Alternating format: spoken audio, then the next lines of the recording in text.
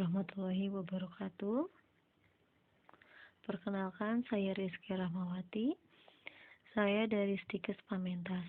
Di sini saya akan membahas tentang vaksin pada kanker serviks. Sebelum membahas tentang vaksin, apakah teman-teman sudah mengetahui apakah itu kanker serviks? Baik, jika belum, kita akan membahas dulu ya kanker serviks itu apa. Kanker serviks adalah kanker yang tumbuh pada sel-sel di leher rahim. Kanker serviks atau kanker leher rahim adalah salah satu jenis kanker yang paling sering terjadi pada wanita.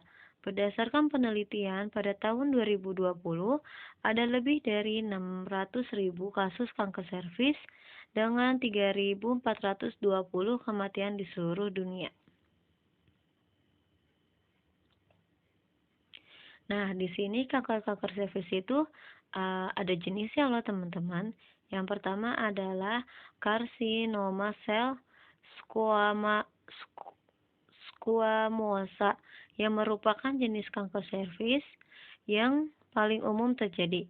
Kanker serviks jenis ini bermula dari sel squamosa. Sel squamosa adalah sel yang melapisi bagian terluar leher rahim. Yang kedua ada adenokarsinoma yang lebih jarang terjadi. Kanker serviks ini berawal dari sel kelenjar yang terdapat pada saluran leher rahim. Nah, ini adalah contoh-contoh kankernya ya teman-teman. Yang pertama ada stadium 1. Ini adalah contohnya ya teman-teman. Dan ini yang kedua, yang warna merah itu adalah kankernya nih. Yang sampingnya ada saluran kelenjar getah bening. Untuk stadium 4 ini bisa terjadi di bagian usus juga ya teman-teman kalau misalnya udah lebih parah. Lanjut. Selanjutnya kita akan membahas tentang ciri-ciri kanker serviks. Yang pertama adalah pendarahan vagina yang tidak normal. Pendarahan vagina yang tidak normal yang dialami bisa lebih banyak atau lebih sedikit dari menstruasi biasanya. Yang kedua adalah keputihan yang tidak biasa.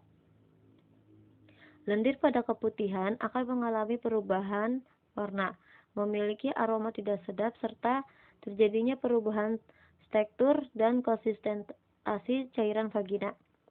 Yang selanjutnya adalah nyeri saat berhubungan intim. Nyeri ini menimbulkan rasa tidak nyaman saat melakukan hubungan seksual. Jika teman-teman merasa nyeri saat berhubungan intim, lebih baik teman-teman konsultasi dengan dokter.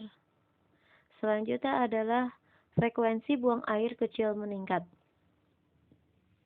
Sakit saat buang air kecil dan tidak bisa menahan keinginan untuk buang air kecil juga menjadi gejala atau ciri-ciri kanker serviks loh teman-teman.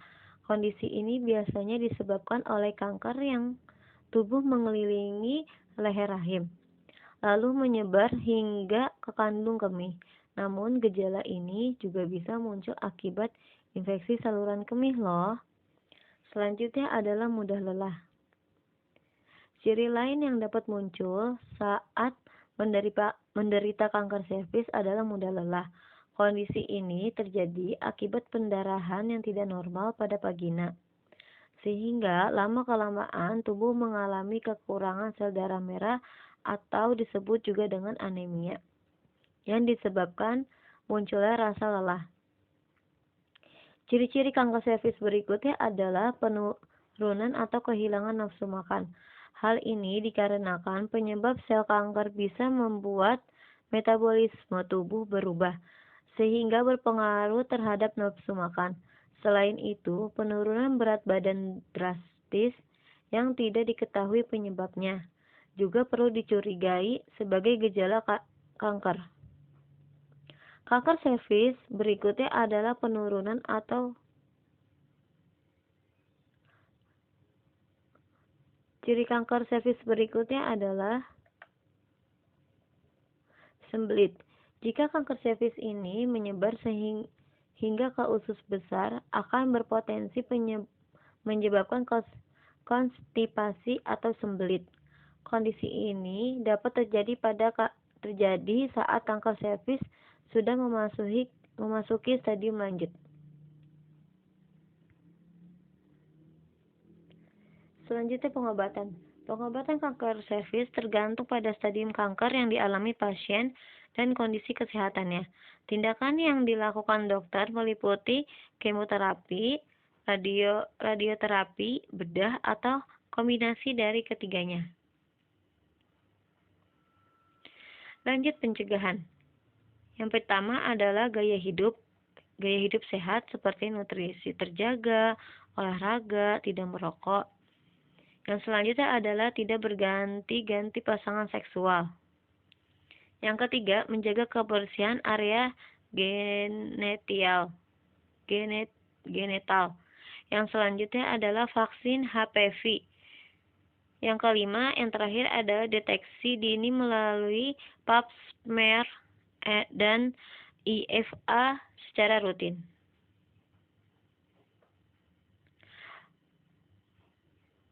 Selanjutnya adalah vaksin HPV wajib. Ini akan diberikan setiap bulan Agustus secara gratis untuk mereka yang masuk sasaran kompleks vaksin wajib, yaitu anak-anak usia 10-13 tahun atau anak kelas 5 sampai kelas 6 SD. Untuk remaja usia 10-13 tahun, pemberian vaksin HPV atau vaksin kanker serviks adalah 2 dosis. Meski tidak gratis, remaja usia 16-18 tahun juga mendapatkan vaksin HPV di berbagai fasilitas kesehatan. Mereka membutuhkan 3 dosis vaksin HPV dengan jarak 1-2 bulan serta dosis pertama dan kedua, dan jarak 6 bulan antara dosis pertama dan dosis ketiga.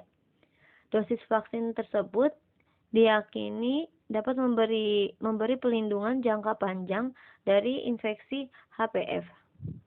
Jika seorang wanita belum memenuhi mendapatkan vaksin kanker serviks sehingga usia 26, ia bisa mendapatkan vaksin tersebut secara lengkap. Namun, pemberian vaksin harus dikonsultasi terlebih dahulu dengan dokter. Sebenarnya, tidak hanya wanita loh teman-teman, pria pun dapat memperoleh manfaat dari vaksin ini karena virus HPV juga dapat menyebabkan kutil kelamin, kanker usus, serta kanker tenggorokan. Nah, di sini ada 3 ciri-ciri vaksin ya teman-teman. Yang pertama adalah vaksin Carvarex digunakan untuk mencegah kanker serviks disebabkan oleh infeksi HPV 16 dan HPV 18. Vaksin ini bisa diberikan kepada wanita berusia 9-25 tahun. Yang kedua ada vaksin Gardasil, digunakan untuk mencegah kanker serviks, kanker vulva, serta kanker pada vagina dan anus.